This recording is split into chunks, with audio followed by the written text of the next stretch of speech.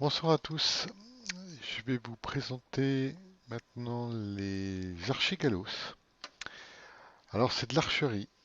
Je suis pas fan de l'archerie. Je vous cache pas, j'ai dû me forcer à jouer avec. Autant les arquebusiers, c'est des unités que j'affectionnais beaucoup. Autant l'archerie, trop loin, trop fragile, trop plein de choses. Donc j'ai pas accroché du tout l'archerie. Et puis, je me suis forcé à jouer les galos. Et puis, j'ai bien apprécié l'archerie grâce aux galos.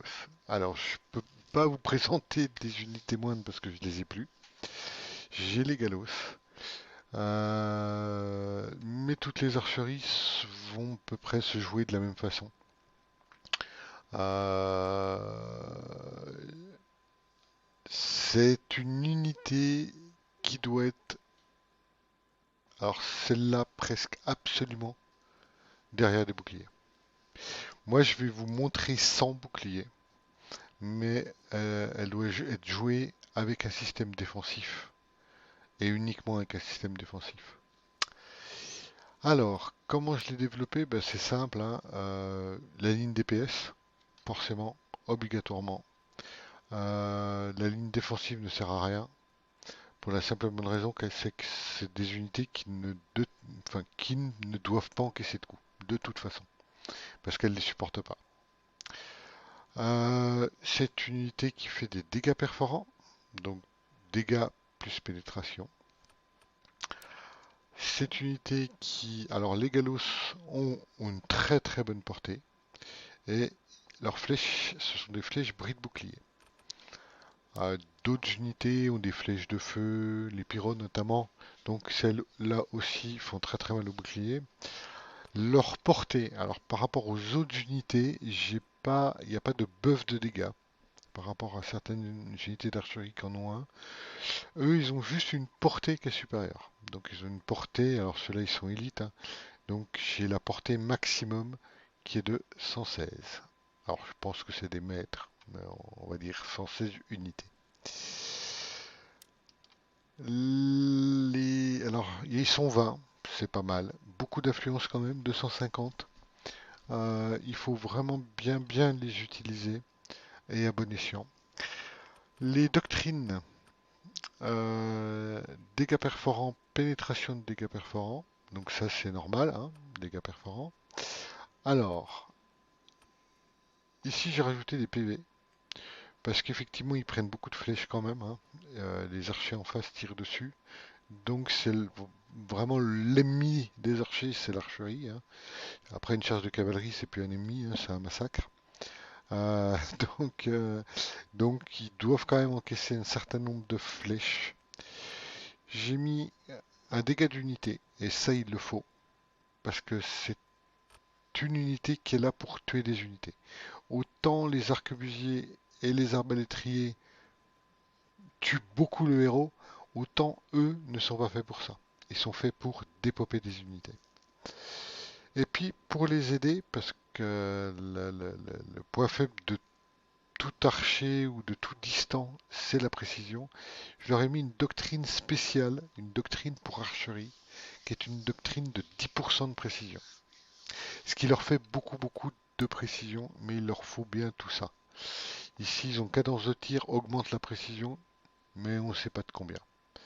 Euh, Plus vous êtes loin, moins ils sont précis. Plus vous êtes près, plus vous augmentez la précision.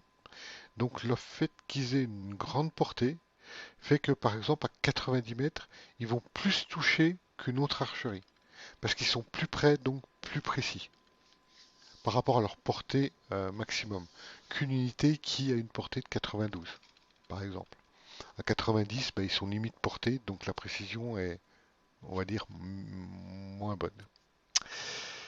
Comme je vous ai dit, cette unité, j'ai mis 2 jours, hein, pour vraiment digérer leur façon de jouer. Donc après, je les ai emmenés beaucoup en combat. Euh, 2 jours pour apprendre à les jouer. Ils ont fait pas mal de batailles. Beaucoup de pertes au début, beaucoup de batailles perdues au début. Donc, ce qui fait que j'ai un taux de victoire qui est pas très très bon. Comme je vous l'ai dit, 0,7 héros, c'est pas top top top. Ils sont pas là pour ça. Et 34 unités, avec une moyenne médiocre. Bon, enfin médiocre. Une moyenne d'unités tuées par unité perdue, on va dire, voilà, moyenne, moyenne. Ça reste l'unité d'archerie au jour d'aujourd'hui la plus puissante. Euh, Son point fort, c'est vraiment la distance. Donc, il va falloir utiliser vraiment ce point fort-là. Mais vous allez voir, elle tue quand même pas mal. Je vais vous le montrer dans la vidéo qui va suivre, qui est, je vais la sortir en IA. Donc voilà, que dire d'autre? Je pense que j'ai fait le tour. Longue portée, bris de bouclier, ouais, j'ai fait le tour. Ah oui, le ciblage. Je vais y arriver. Hop, hop, hop.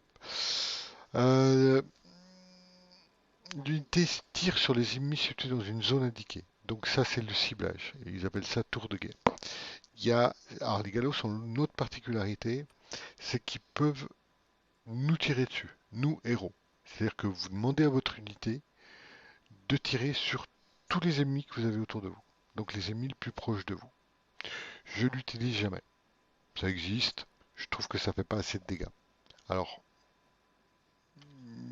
un peu de mal avec cette technique. Formation. Alors, formation dispersée toujours, hein, contre l'archerie en face, que j'utilise jamais. Et puis, bah, effectivement, ils n'ont qu'une formation en écaille. Vous allez voir, c'est une formation en W.